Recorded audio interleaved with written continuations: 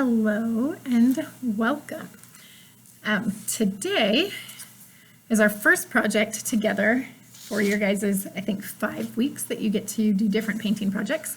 The first project you guys are going to do is we are going to paint on this beautiful white canvas a night sky, and then we're going to do some silhouettes of some mountains or some trees. So you guys will get to choose later whether you want to do the silhouette of the mountains or the trees, but the first thing we're going to do is actually paint our night sky. So I'm going to go through a couple of things. The first thing I wanted to talk about, my canvas is a 9 inches by 12 inch canvas. I'm guessing you guys may have the exact same size. Mine is a frame. So there's a wooden frame that goes around here, and then the canvas fabric is stretched across that frame, kind of wrapped around it and stapled. There are canvases like this where it's got the frame in the back. There are also what's called canvas boards. So a canvas board is going to be thinner. It's not going to be as thick as this canvas is wrapped on a frame. And the canvas board is just going to be the fabric of the canvas wrapped around a board instead of a frame. One of the differences on that is that you are not going to see the back of the fabric right here. Right now I can see the fabric canvas that's stretched across that frame. Instead you'll just have a thin board, but they work the exact same. So once the canvas is stretched across a frame, the fabric canvas itself is kind of more of a tan color, but if you notice, the surface that we're going to paint on is white. That's because on top of the canvas is painted what's called gesso. So it is painted over the surface of the white canvas to prepare the surface to be painted. That way the paint does not absorb into the fabric of the canvas. It creates a surface where it stays on top of the canvas fabric itself. But both the canvas frames and the canvas boards have been prepared with the gesso already on them. So it's nice that you can buy canvases and buy canvas boards where that work has already been done for you, because in the past you would have to buy gesso and then paint the canvas fabric with the gesso prior to being able to paint. So today we are going to be painting on a 9 by 12 surface. You can choose whichever direction you want your canvas to be. So this direction is called landscape style. Typically it's wider versus being the height. This is called portrait style, but either direction will work just fine for your project today. So you can decide which direction you want. Whichever way you pick, we are going to layer the paints in a specific order. So the top of your canvas for the night sky is going to be darker, whereas with the sun setting coming down, it's going to be a little bit lighter in the center portion and towards the bottom of your canvas. So just keep that in mind. Whichever direction, you need to know that you're still going to have a bottom and a top to your canvas. So either way you paint it, you're going to have the bottom of your canvas and the top of your canvas either way. With that, the colors that we are going to be using today, we're going to be using black. This is a larger bottle of the black. It's not full, but it is the black that I have. You're also going to be using a darker navy blue. So you do want a little bit darker blue, which is going to help us blend from the black down. And then we're also going to use a lighter, brighter blue. This one is called bright blue, but a cobalt blue also works really well. Cobalt's actually what I prefer, but the bright blue works great as well. So we're using 3 paint colors, black, dark blue, and a lighter blue to paint our sky. The lighter blue will typically have a white mixed into it. So as we blend the colors together, these two will sort of mix, and this one will lighten up the other parts. We may also add a little bit of white to lighten some of the paints if you want as well. So we're going to use white if you want to blend out some of yours, as well as for the night stars. So after we paint the blues, we're going to add some stars in, both with splatter painting and using a paintbrush. So you will need a paintbrush. We'll use the bristles a little bit, so you want kind of a smaller, finer brush. But we're also going to be using the end of the handle to dip the paint and then do little dots for some larger stars and star clusters apart from the splatter portion. Okay, so my paint is just going to go on a nice big paper plate. That way I can blend the colors on my paper plate if I want to, which is also one way to help, as well as using a sponge. The sponge is helpful to blend out our colors today. So instead of using a brush that's a little bit smaller and harder to work with over the whole surface of the canvas, if we have a sponge, we can blend a lot quicker. The trick to blending the colors of the paint is to mix them while they're wet. So blending lots of times is mixing those colors on the canvas surface while the paints are wet. If the paint's dry, they won't blend anymore. They'll overlap each other, but they do have to be wet in order to blend them. Okay, so I do have a water bucket as well. Sometimes getting the sponge a little bit wet while you're trying to blend will keep the paints a little bit wetter. However, I'm going to typically work with it dry until I feel like the paints are drying and I just need to spread a little bit more color with that. Okay, so I'm laying down my canvas board, and I do have this paper plate.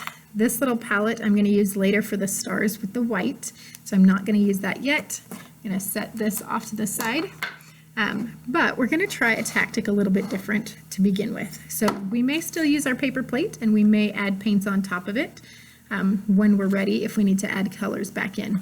However, we're actually going to start by using some of the paints and putting them directly on our canvas while they're wet.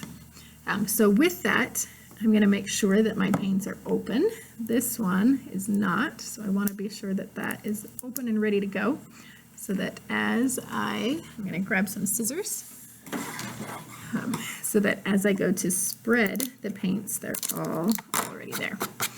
So it's important to be sure your paints are prepped beforehand.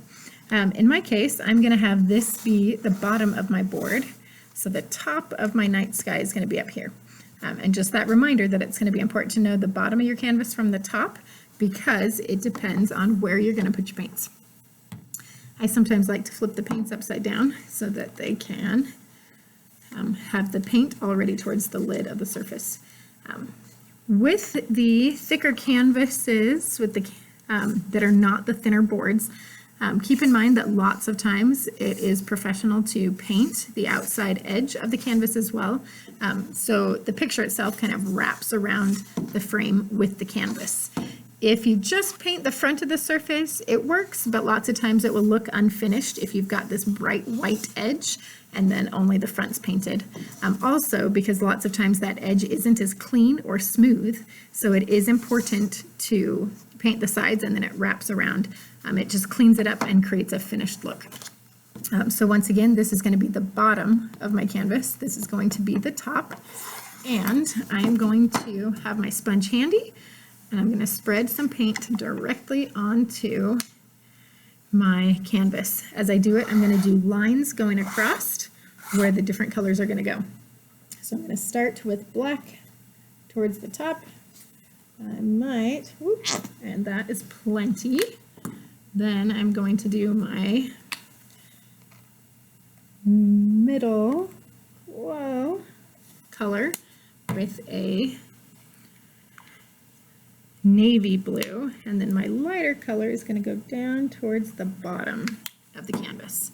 The reason I am doing this is so that I've got sufficient paint on my palette that's already wet. I'm going to use my sponge and begin spreading that paint around on the canvas. Making a circular motion helps with the blending process. I'm going to spread that paint around, and then I'm going to get some of that other color that I'm going to blend in, kind of in that circular motion. So as I move it across, they're beginning to blend together. This is where I might want to dip into just a little bit of water that can help spread and blend those two colors together. So I'm getting the edges of my canvas, and then I'm going to work my way up in a circular motion to that darker night sky up top.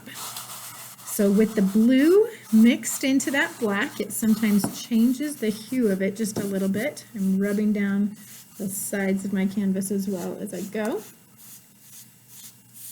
I'm getting that top edge right now, using that circular motion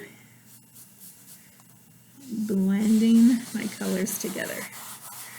So at this point, I think I do want a little bit more of that navy blue. I've got kind of a contrast there in between, so I can just kind of slowly blend down the blacks so that they blend together a little bit more.